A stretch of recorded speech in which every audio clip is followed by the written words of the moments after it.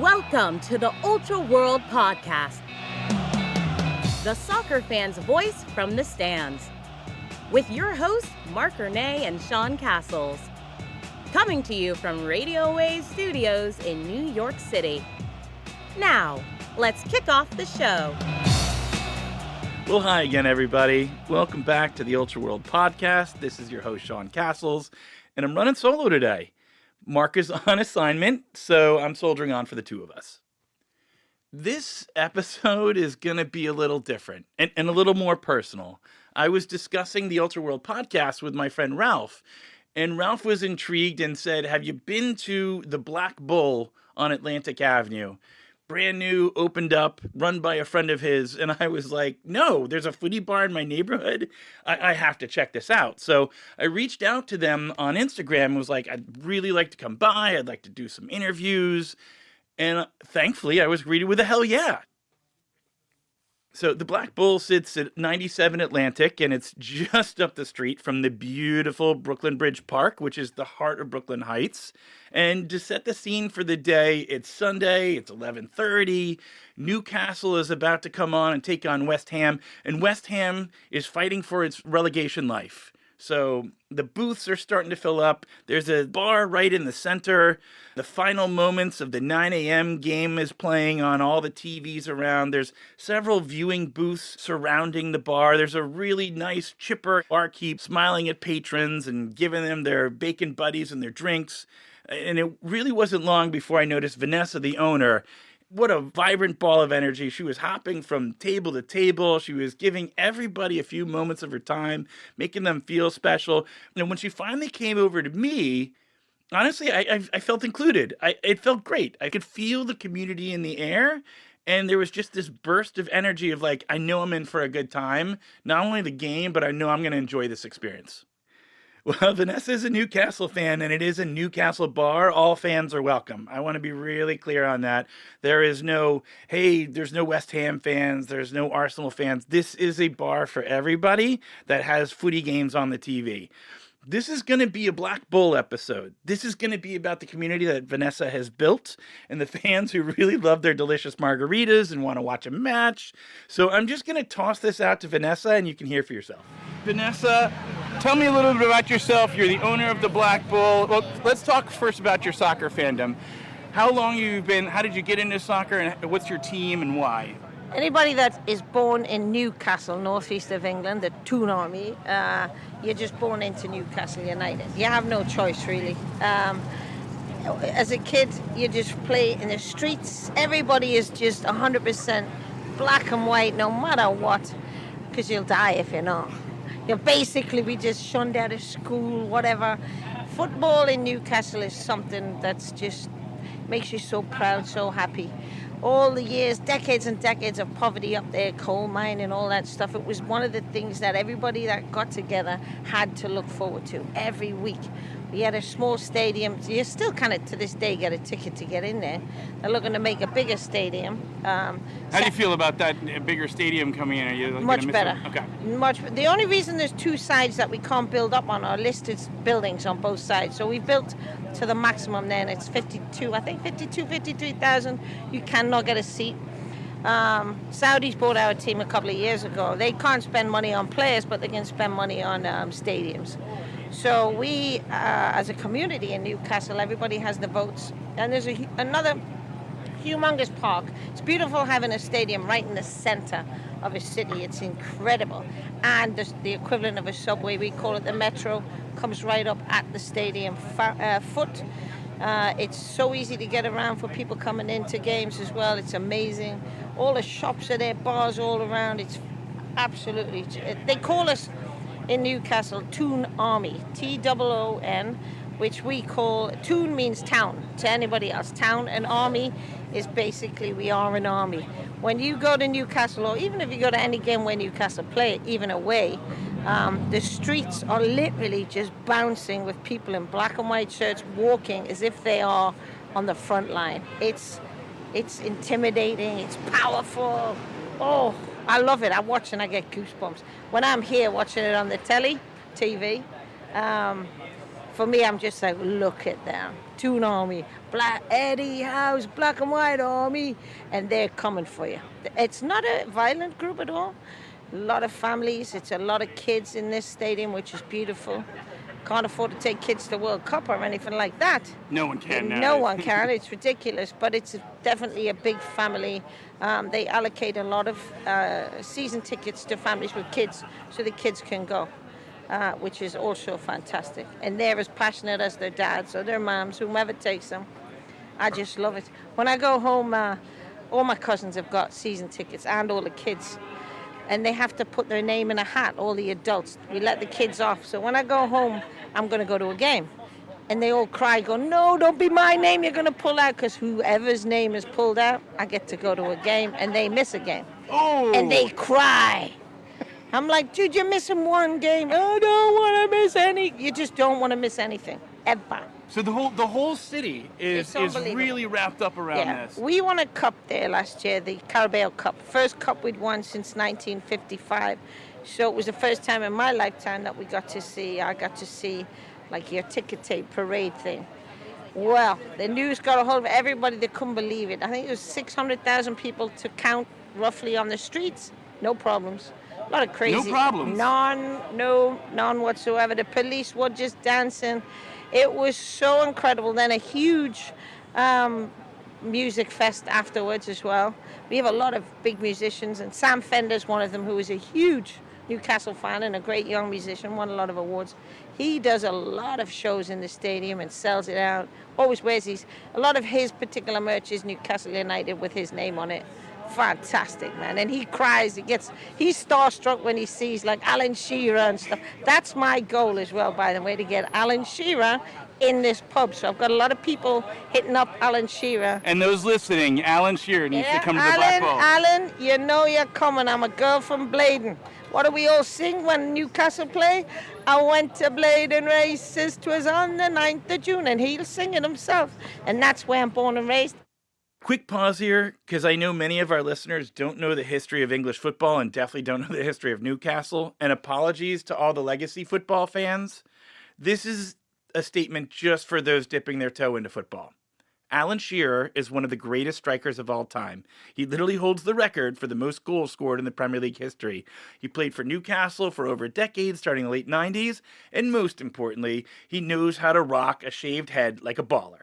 All right, back to Vanessa and the Black Bull and its history, because while it's new to Brooklyn, the Black Bull has been around for decades in Newcastle on Tyne. And now, let's bring it back into the Black Bull, is where the Black Bull is from. So for over 40 years, the Black Bull is in my family, and it's exactly the same as this one. 2 years ago, I get a call from my aunt and uncle who had it last. They're like, you should come over and take it over. It should be your turn. And I was like, I've lived here for 35 years now, I am. So I was like, hell no. I'll bring the Black Bull to Brooklyn. And that's what we did.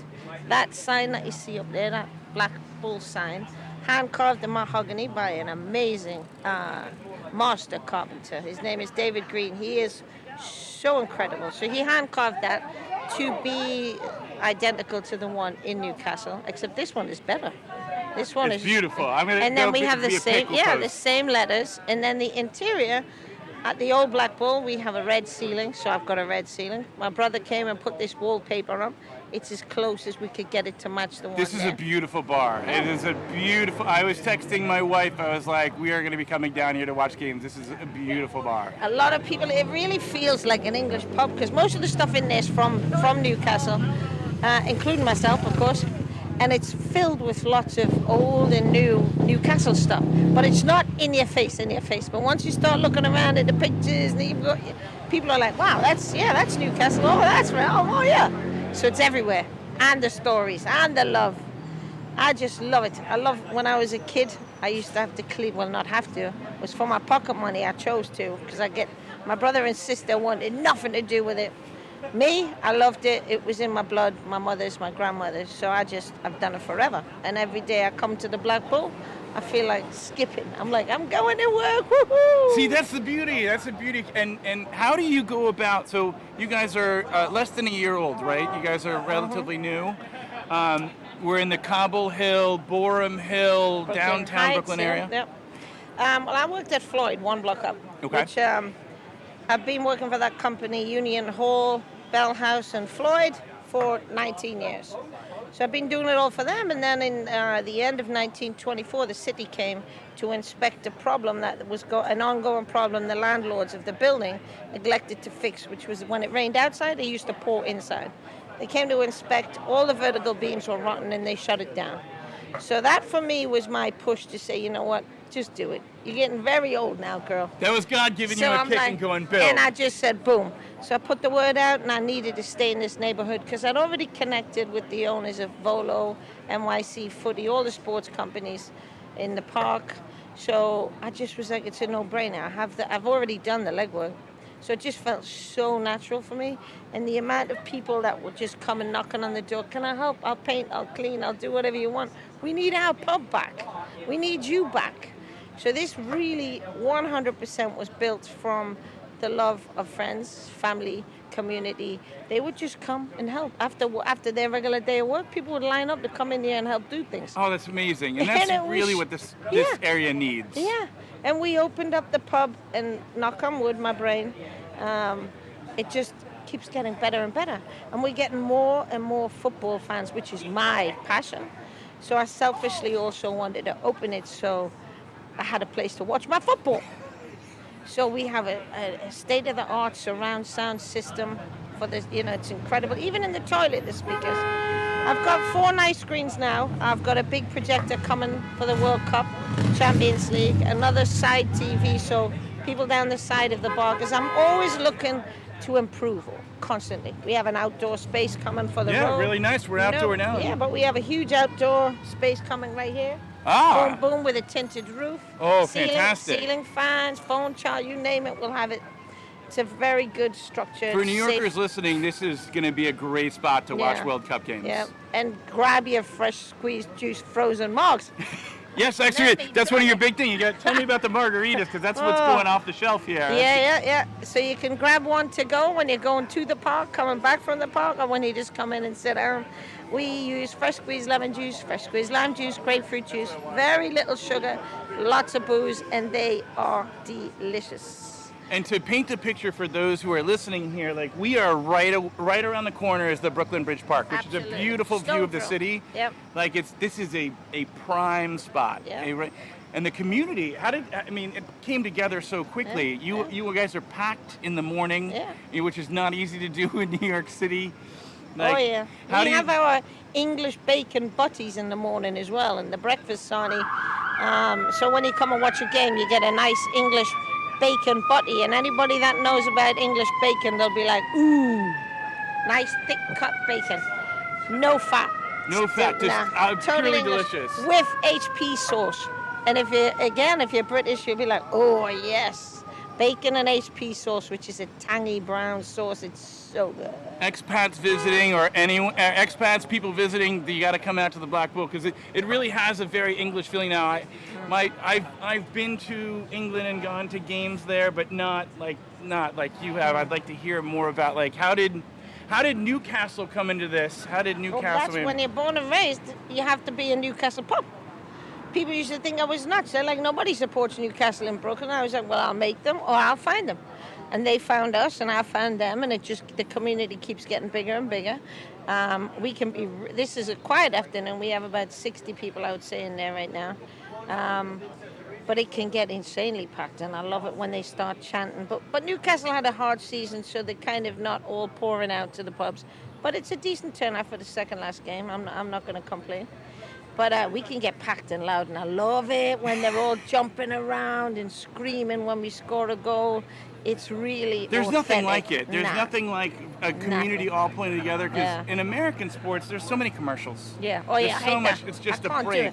Yeah, I can't play volume on American sports at night. Unless it's a local team and they're getting down to finals, then but no. Yeah. The commercials are so loud and so often obnoxious. No. 45 minutes of football, beautiful. What are a few adjectives you would use to describe Newcastle fans? Dude. For we are mental and we are mad. We are the loyalest football supporters the world has ever had. Newcastle are just, I don't know, die-hard, crazy nutters. passionate lovers. I just love them all. They just give me goosebumps. And what is your hope of people, like when they come out here? What do you want people to experience here when they're coming to the Black Ball? I want them to already feel like they're a regular on their first day.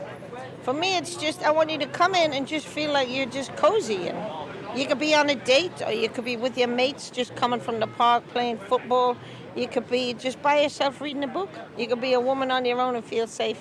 My thing is to first make sure you have great service without even knowing you're having it.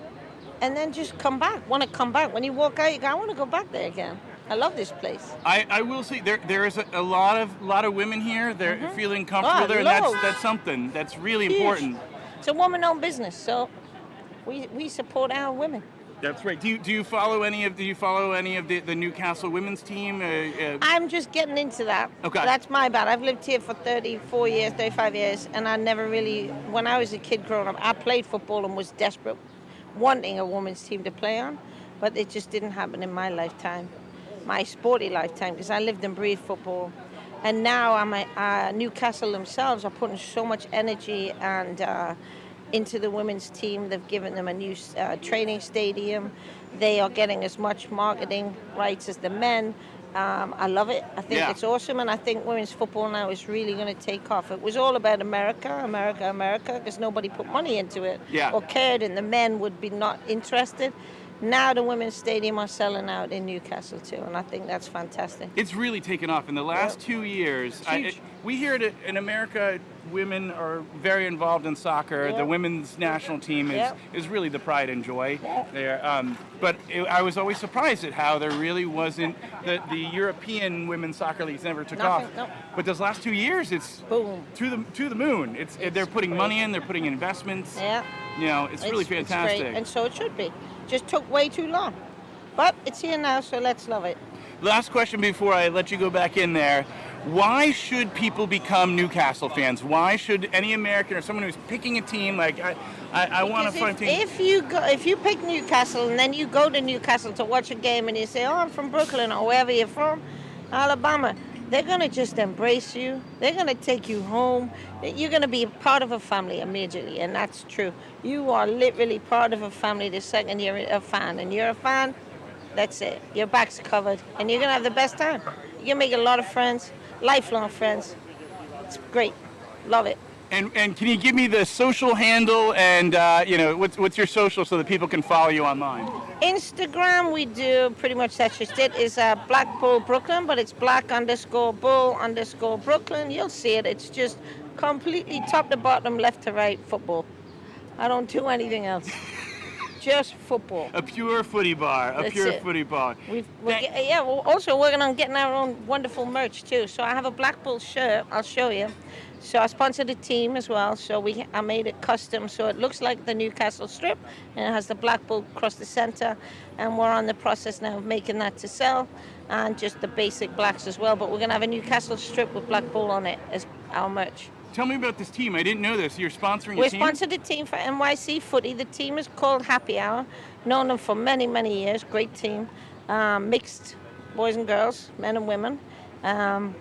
So I said to them when I opened the ball, I was like, okay, guys, you're the one that I remember the longest. I want to sponsor a team. And they were like, yes, oh, my God.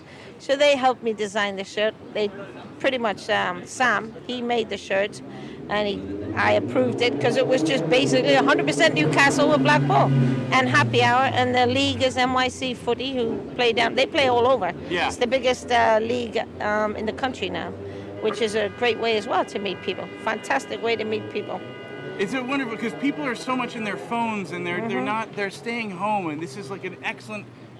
You want community. You want people that come and say, I recognize you. Yeah. Please come in.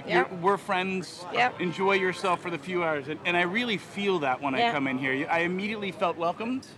I see you going around and talking with everyone. And I'm hoping to talk with your team. I just put it together in my head. I'm like, oh, that's the team there. And Did they come in? They are. I think they're over there in the corner. I believe that Some was of them. No, that might just That be might be another Newcastle one. fans. That might just be Newcastle fans. Which are also everywhere. And there's not Yeah. really a Newcastle bar here in New York City. I've been There searching. is now, and it's a load of crap. Peter Dillon's. And then Newcastle United and Sam Fender both bloody acknowledged them. And I'm like, what? It made me sick because I was like, they were getting on my back, and then they were copying all my stuff. And I went, you know what, it's okay. Leave them. I know who we are. Manhattan gets a lot more recognition than Brooklyn. But guess what? Brooklyn is the number one. We are the best. And this is just a prime spot for anyone listening. I'm not going to knock Peter Dillon's or anything like that. Best of them, but this is a truly wonderful place to come and watch football and really just enjoy the day. Like, you can just walk right down to the park. Yeah. It's a beautiful day today. You want to watch some soccer and then go watch sunset. Yeah, there's also loads of great little shops up and down, little food places you can pop in and out. It's so nice, this neighborhood. It's fantastic. I can't thank you enough, Vanessa. This is really, I appreciate this. Community. That's why I get out of my house to watch football. 2 45-minute halves of uninterrupted play where I don't know what the story is going to say. I'm going to enjoy these 90 minutes with a bunch of strangers who are going to become my best friends. That's how this builds. That's how you make friends. That's how you go out in the city and find your football family. You become 90-minute best friends with a person next to you. One of the many benefits of living in New York City is having people come here from all over the world. So the Ultra World podcast doesn't really have a huge budget. Marc and I don't get to fly all over the country and all over the world to meet fan bases in, Spain and Nigeria and South America. So, I get lucky. We bump into them in our own backyard at the bar. So shortly after I sat down, Vanessa connected me with a West Ham fan, Joe Tobin. Joe had just moved here 9 weeks ago, stranger in a strange land. He'd been looking for a new pub, and he found it. He immediately found it. That's how awesome the Black Bull is. Within 9 weeks, Joe knew that this was his pub, and that was where he was going to watch the game. So it was a 2-0 halftime deficit, so I'm sure that's kind of the reason why Joe was more than happy to step outside with me and talk West Ham football. All right, another disclaimer in here before we go into Joe's interview. Yes, most of our audience are longtime footy fans, but we treat every interview like it's our first time hearing it. So you'll hear some things that might sound really mundane to you guys, but are brand spanking new to us. Joe, what team are you a fan of and why? I'm a West Ham fan. I was born in Homerton Hospital in East London. It was, I'd like to say, a decision that I made on my own, but my dad is a Swindon Town supporter. And he said that it would be a disservice to myself to make him support Swindon Town. Obviously, I didn't grow up there. I grew up in East London and in Essex. So he took me to every Premier League club, apart from Arsenal, because they were invincible at the time, which is ironic, because this is the season they're probably going to win the Premier League. But we'll see. We'll see. And he said that I could choose any team I wanted at any league. Went to Leyton Orient, Crystal Palace, Fulham, Chelsea, everyone. And I went to a West Ham game, loved it. We actually lost and we got relegated that season. Which year was that? Oh, that's a good question. It's from the Premier League to the Championship. So, yeah, I think I must have been about 10, so 2004. Okay. Yeah, I chose West Ham, but I leave out a little bit of the story, to be honest, because I was in primary school in Loughton in Essex, and Van der Gaal was on loan from Man United to West Ham, and his daughter was in my class, and I fancied her basically, and he came in and he said, "Who do you support?" And I panicked and I said West Ham, So a girl, you're at a very young age. And I went home and I told my dad I met Van der Gaal today, and I was like, he was so tall, all this stuff. And he said, what did you say to him? He said he asked who I support, and I said West Ham. And my dad said, that's it, job done. You can never go back. That's the thing for those listening. Once you pick a team, you can never go back. You never go back. So I said that. I said that at a very young age, and then West Ham got relegated that season. And that is kind of the story of how I support West Ham. So although it was...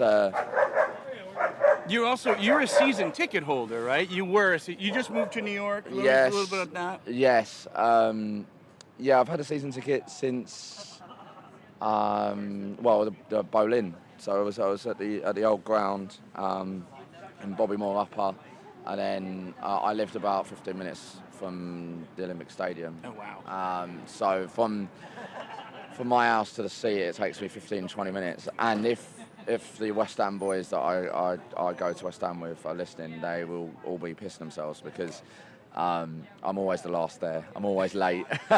And they said I'll be quicker turning up for match day living here than I will 15 minutes from the ground. So yeah, got a bit of stick for that. But yeah, being a season ticket holder for a while. How is it different being, now that you've been here for 9 weeks or 9 so weeks, what yeah. have you seen as the difference between going to an American bar versus going to watch the game in London? For the West Ham Arsenal match the other day, I came down here to watch it knowing that I was going to be one of the only West Ham fans in the bar. At home and here, I've got a lot of Arsenal mates, a lot of Arsenal fans. But it was so, I celebrated when we scored and then it got disallowed and I got a bit of grief back. But, here it's completely different. Everyone's fairly welcoming, whether you're from a different sports team or, all that stuff. You come and sit at the bar and you watch a game and you speak to people and you meet people. In England, that would never happen.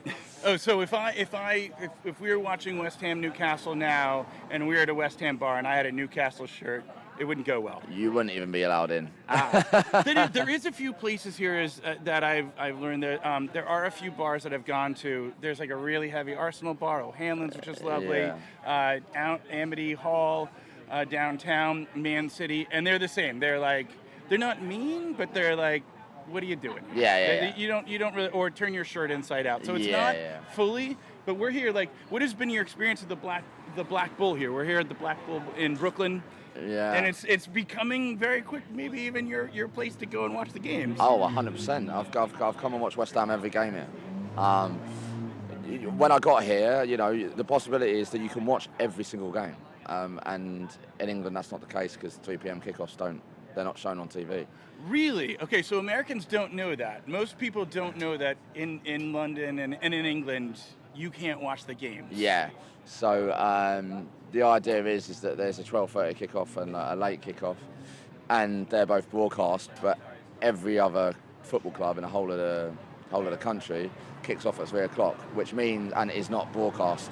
So it means you have to go watch your local club. So forced community, it's not forced, but that's actually kind of nice because it's I'm not going to watch the game home alone. Yeah. I'm gonna have a community. I'm gonna have some experience with people. Yeah, and I think back in the day it was a way to make sure that the older clubs or the lower league clubs had people going to the games and earned money. But now I think it's a bit of a less of an issue. They need to get hold of it and show the games. Times have changed. Everything's streaming and it's different there. If you could describe, because you are I'm going to consider you a born and bred West Ham fan. What kind of adjectives would you use to describe West Ham fans? Cool, that's a great question. Don't know if you'll have to swear on your podcast. You can swear away. God, they've got a lot of grit. Grit is a main thing. It's not a single word, but hard working, I think. That kind of a single word. Yeah. They're very passionate for good or for bad sometimes. They're very passionate fan base, and they're quite old school, I think. As a club, going from Boleyn to where we are now, not natural for us. Not natural for West Ham fans. Okay. Tell me, but why not? Because remember, my audience is not going to know most of this stuff here, so I love being illuminated with this information. Yeah. So we kind of got handed the stadium. It was obviously from the 2012 Olympics. Boris Johnson gave us the deal of the fucking century. Was he a West Ham fan? Was Boris a West Ham fan? He was most definitely not. But he might as well have been giving us that deal. But it was actually detriment to a lot of the West Ham fans and to us as a club, really, because we loved our old ground, we loved Boleyn. But the Boleyn was, back to back almost with rows of houses. Been there for absolutely years. Really, really close to the ground, close to the pitch. Yeah. I think players feared going to Upton Park. purely because you can hear the vicious things that they're shouting at you. And, you know, like, now everyone is at the Olympic ground. You're so far away. When you sing, it takes a while to get to the other side of the ground, so you're not all singing in succinct times. I'm not saying that there hasn't been amazing games. You know, Europa League, Conference League. I mean, even the Arsenal match the other day. It was a brilliant game. It was, and you could hear how loud the fans were, and it was amazing. But there is a difference between being like right on the pitch and then like, hey, we've got 10 yards. Yeah, well, there's a running track around the outside, and that has to stay. But because we don't own a stadium, we can't do anything about it. So although we got a good deal, we don't. I think we rent it for really minimal. But you know, like unfortunately, it's just not really a football.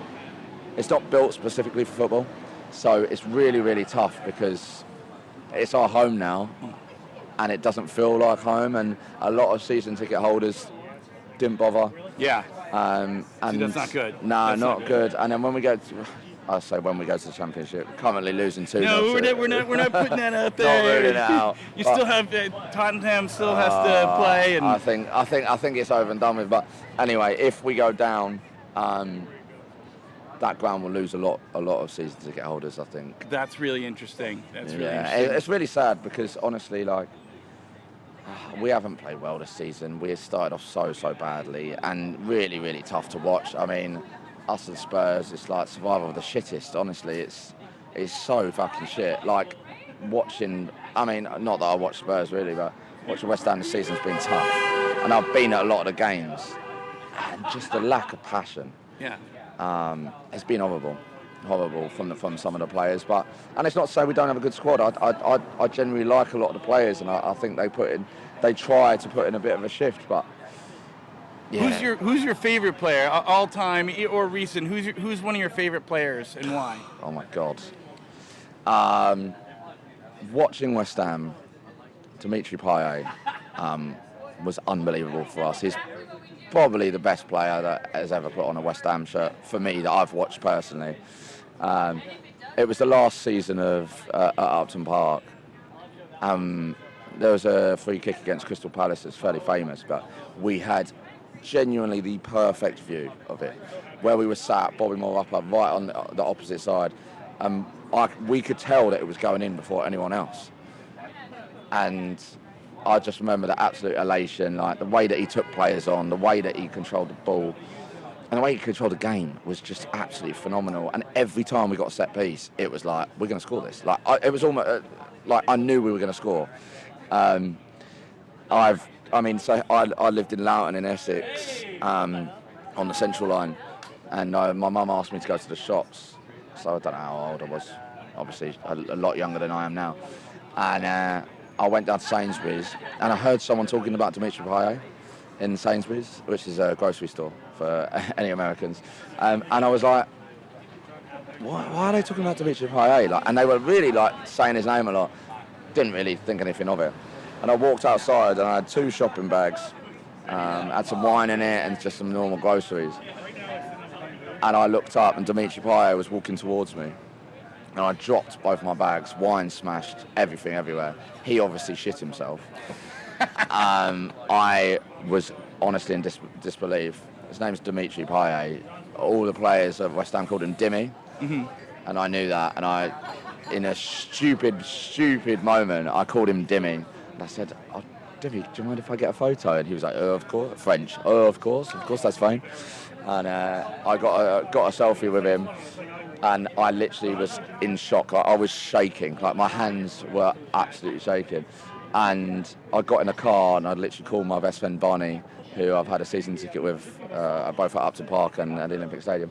And I called him. I was like, mate, I've just met fucking Dimitri Payet. I could not believe it. I was going absolutely crazy. And I couldn't drive. I couldn't drive for about 15 minutes afterwards. You shake your soul. Yeah. I was like, this is not safe for me to drive. It almost felt like I'd get a DUI for fucking driving at that point. And I got home and I was like, oh my God. I was like, Mum, I've just met Dimitri Payet. I can't believe it. Showed her the photo. She was amazing. And then she was like, where's the shopping? Did you leave it there? I just left it. I left it in the middle of the car park. eggs, wine everywhere. And I went back and it was still there, so I had to clean it all up, pick it all up, walked to Sainsbury's. I was like, guys, I'm so sorry, I've just smashed all this shit in the fucking car park. But I met Dimitri Payet, so and I had to buy. I love that story. Yeah, I had to buy the wine all over again, and yeah, my mum. It was worth the cost. Oh, it was. Yeah, I met a fair few West Ham players as well. I was in Westfield once shopping, and met Andy Carroll when he played for West Ham, and got a photo of him. Yeah, I mean when you're like fairly local, like I think they're everywhere. It's in the community. Well, yeah, these I'm lucky enough to have these experiences, but yeah, I think Dimitri Payet is probably my.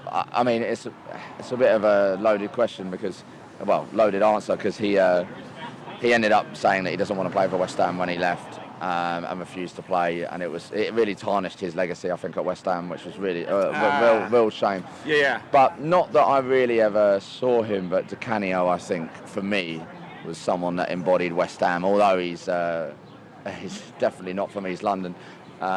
He kind of embodied West Ham, and I would have loved to see him in his prime. And when I was growing up, I watched him on TV, but I think I maybe saw him once or twice. But yeah, I would have loved to see him play. And he was. Last question I got here, because we'll get back in and watch the game. Why should people who are Americans or just really don't really know the Premier League looking for a team, why should they pick West Ham? Great question. I've dealt with a lot with this over the last 9 weeks, moving to New York and trying to persuade people to support West Ham.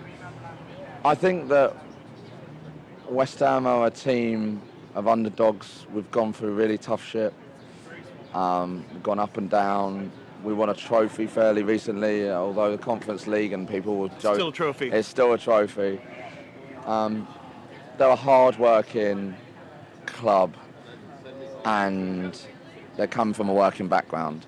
If you're in the USA, blue collar, exactly, and I like here, especially in New York, everyone grinds. Yeah, everyone is grinding. Everyone's trying to follow their passion, but also follow money. And West Ham as a club, I feel like it kind of aligns with that. Like a lot of the fans have gone through tough times, both personally and as a football club.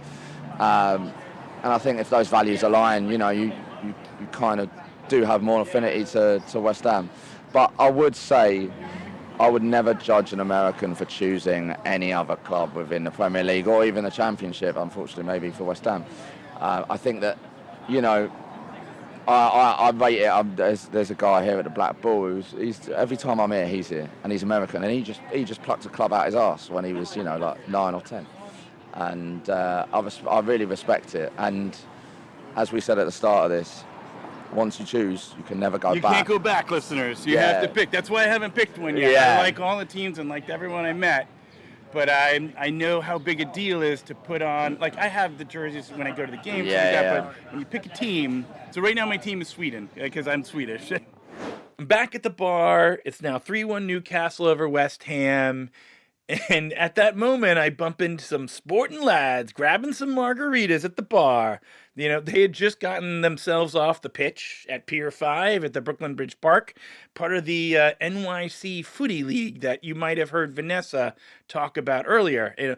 Vanessa sponsors an NYC Footy League. I want to be clear, the people I'm talking to were not part of that team, but they're in the same league. And I wanted to know more. So I asked if I could interview some of them about the NYC Footy and also about their fandom. So Levi Morant was very generous, Arsenal fan, told me he was willing to step over and have a conversation with me about his fandom and about the NYC Footy League. And Levi, what team are you a fan of and why? I'm an Arsenal fan. I was born in England. I moved when I was really young now. And so my first memories watching on the TV was Henry and Bergkamp. They were two players on Arsenal. And when you're like 5 years old and you see them, you kind of just gravitate to them. And yeah, I've been an Arsenal fan since. And how are you feeling about how this season is progressing? It's been a whirlwind because it's at points it's been really depressing. There's been times where we're not playing great football and the results haven't gone. But at the end of the day, we're just grinding out some results. And we're top of the table with 1 week to go, and we're in the Champions League final. So it's all set up. I feel like it's taken years off my life, to be totally honest. But it's the home stretch, and if you ask me in 2 weeks, I might say it's been the best year ever, or I might say it's been the worst year ever. But yeah. And how would you describe Arsenal fans? In the U.S. or in the U.K.? Both. Yeah, I think people give us a lot of stick.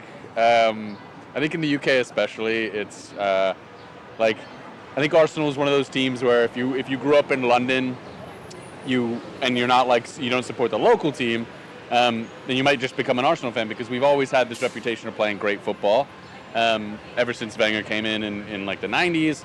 So there's like a ton of Arsenal fans, and we're probably the biggest club in London, and so there's a lot of like dislike of us. Like United fans, I think they hate us. I mean, we're just behind City, and Liverpool fans, they hate United most, but then they probably don't like us next most. Chelsea fans hate us. Spurs fans hate us. So every time that things go against us, you always hear a lot of people talking about, banter club, all that stuff. And we had a couple years in the 2010s where it kind of felt like it was just everyone was against us, and we were a little bit the banter club. But I think that's great, because what it does is, if you're a real fan, then you'll support your team through the tough, the hard times. Yeah. And I say that as an Arsenal fan, knowing we've always been like, top It's half still, at the very least. It's, but my dad's, so everyone in my family is from West London, so that's where we grew up. So they're either Queen's Park Rangers or Chelsea. But I think it's just important to have your team and stick with your team, and again, it's been a long wait, 20 years since we were last really at this Always level. the bridesmaid. Yeah, but again, ask me in a week or two, and we'll see. My answer might be different. Now you're part of. I'm just learning about NYC Footy and the leagues here. You take part in some of the soccer leagues. Tell me a little bit about the league, as if I know nothing. So there's a lot of leagues. I mean, there's a ton. I think when I first graduated school and I came to the city, I played in like this league that played in the Bowery in Manhattan, and it was great. It was a lot of fun. I think I kind of got edged out just because I played school at uni, and so my first years out of school, I was a good player, but the level just kept getting higher and higher, and I kept getting less and less in shape. Yeah. And so it was we weren't quite good enough for that league anymore, but there's tons of leagues at every level.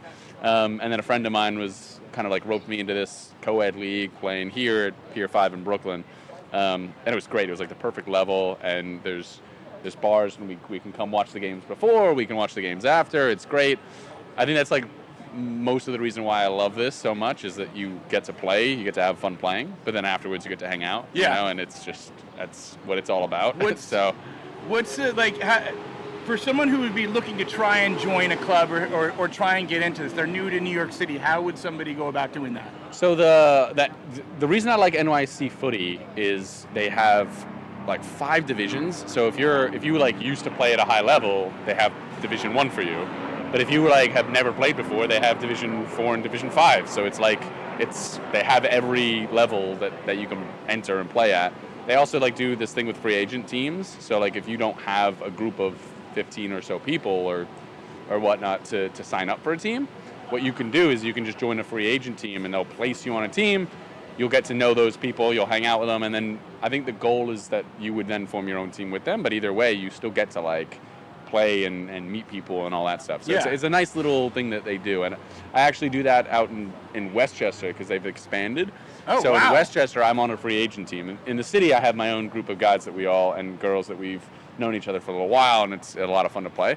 But on Tuesday nights, I actually play in Purchase near Harrison, and that's a free agent thing. So I know a couple people there, but it's just fun actually getting to meet people, and we'll play Tuesday night, and then we'll go out and have a couple beers afterwards, and it's just fun way to play and get to know people. It's good. That's dedication to go all the way out to Purchase, though, and play. That's true love. Yeah, I mean, it's not too far, and it's not too late, but yeah, I feel like when you when you like grow up playing and all that, it's hard to let go. So maybe totally. that's what it is. I can't Enjoy quite it while let go. you can. Enjoy it while you can, while you still got your hamstrings and your knees and your ankles there. Yeah. Tell me a little bit about the scene here. So we're here near Brooklyn Bridge Park at the Black Bull. Tell me a little bit about what happens after the games. You guys come. Have you been to the Black Bull often? Yeah. So it used to be. I think this place used to be called Floyd.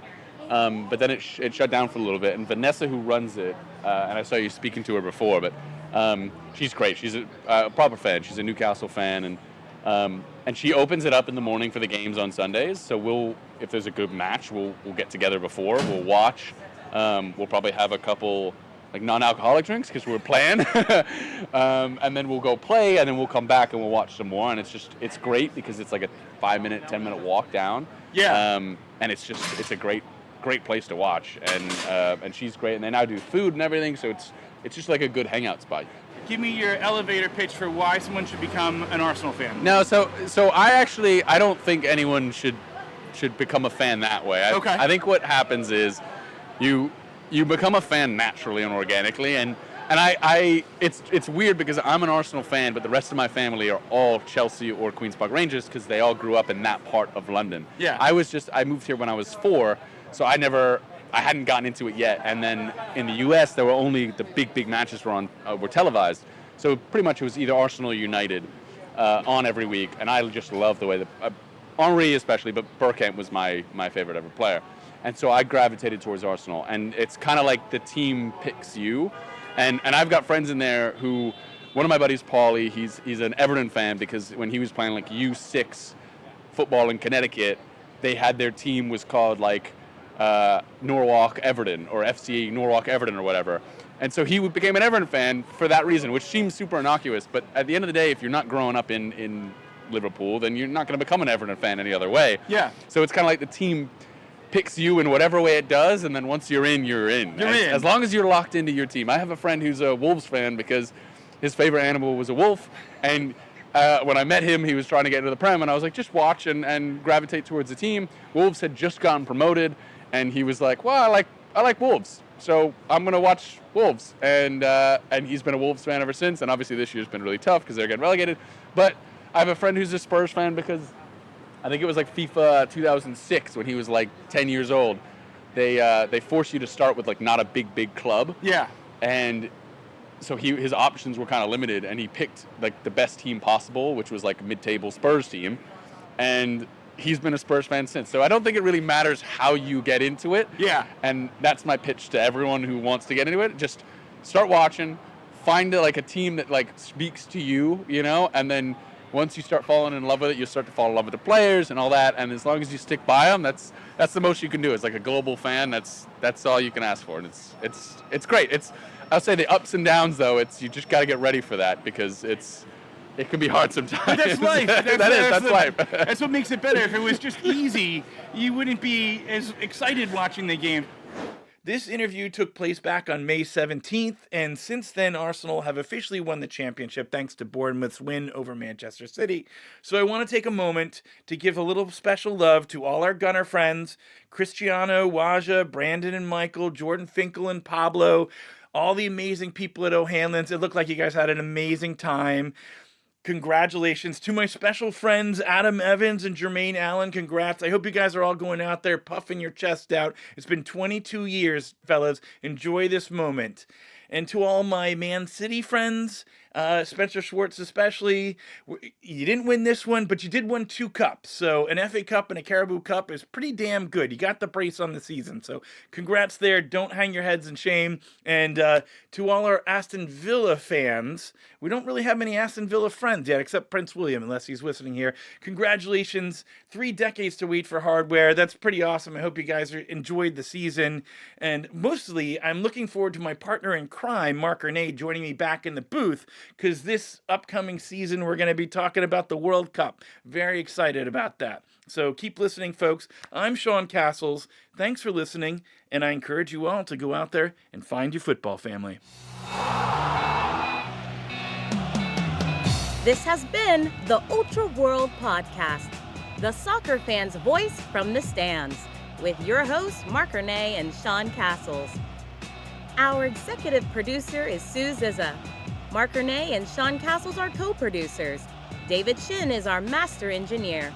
Assistant producer Avery Gehrig, and I'm Alicia Antwine. To be a guest on the Ultra World podcast or learn all about sponsorship opportunities, send an email to ultraworldpod@gmail.com. Be sure to follow the show on all the social media platforms at Ultra World Pod. Copyright 2026. All rights reserved, Ultra World Podcast, LLC.